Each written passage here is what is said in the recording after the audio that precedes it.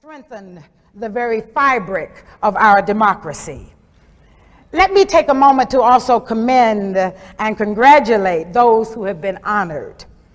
Through your efforts, you have affirmed the truth found in the statement made by Booker T. Washington. There are two ways of exerting one's strength. One is pushing down, the other is pulling up.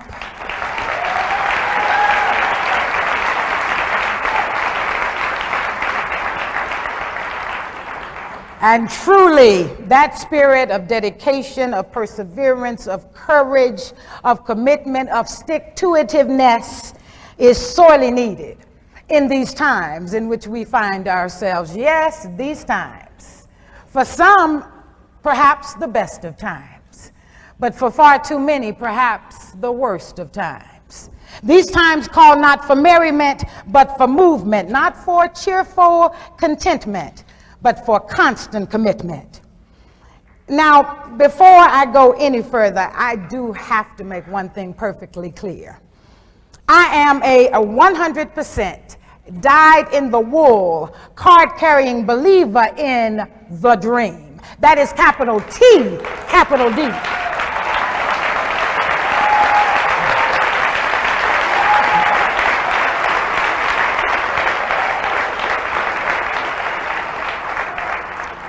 The dream that led my father from a bus boycott in Montgomery, Alabama, to the vision of the mountaintop in Memphis, Tennessee. That's the dream I believe in. It's a dream about freedom. Freedom from exploitation, from oppression, from prejudice, from poverty, from violence. The dream of a nation and a world where each and every child can have the opportunity to simply be the very best that they can be.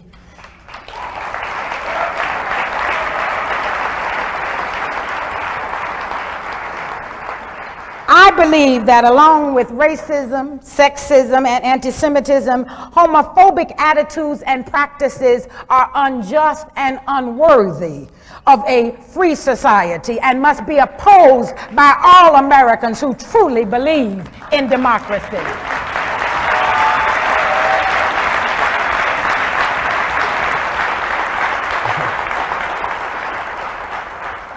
Now, there are the folks who, for whatever reasons, have chosen not to believe. Well. I call them the bystanders, standing as they often do on the sidelines of the great issues of our time. Of course, I know none of them are in this room. But I think you will recognize them. I think they tend to fall into three groups. The first group I like to call the woulda, coulda, shoulda folks. Now, you see, these folks can really fool you because when they talk, they sound pretty dedicated. Yeah. But when it's time to get down to business, time to do some real work, they're the first ones out the door. That is, if they showed up in the first place.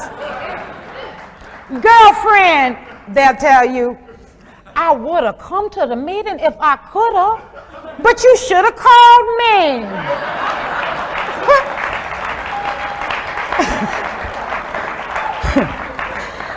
And then I would have asked my brother-in-law to ask his sister if her boyfriend could have run me by. Believe me, I woulda, coulda, shoulda. These folks are a trip. They can talk the talk, but you're in for a real disappointment if you expect them to walk the walk.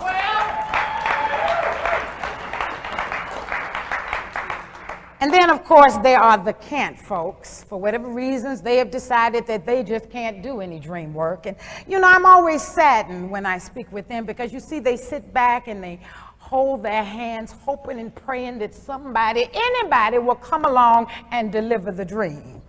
But, you see, I've always been taught that you have to take at least one step. You've got to do your best, and then God will do the rest.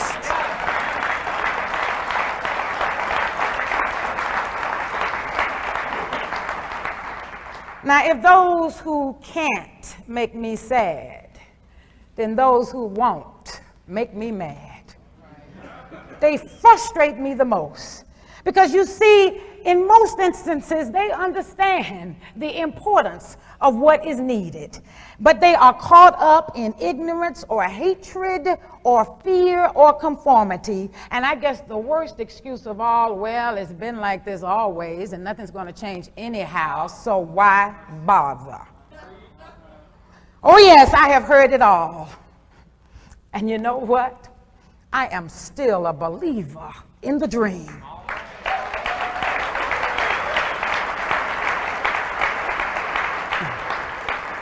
Now, it's true, some of it is because I am the great-great-granddaughter, the granddaughter, the daughter, the niece, the sister, the cousin of ministers. When I was growing up in Atlanta, Georgia, I must have spent 8 days a week in the church. And so my faith has been nurtured and confirmed for as long as I can remember. I have been taught that the universal natural order of peace with justice will one day be restored, that unconditional love and unarmed truth will have the last say. I know in my heart that the dream will be realized. And so I'm a believer.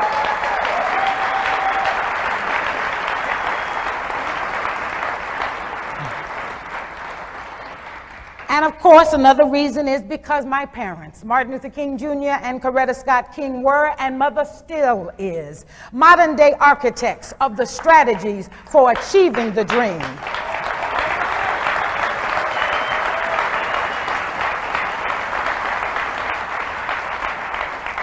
As you know, Mother has been on the front lines in support of this organization all across the country. I am a child of the dream.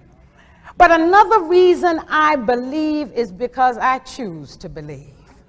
That's right, I choose to believe. You see, choosing is a very powerful act, and it is available to every last one of us. It does not matter who you are, what your circumstances are in every moment.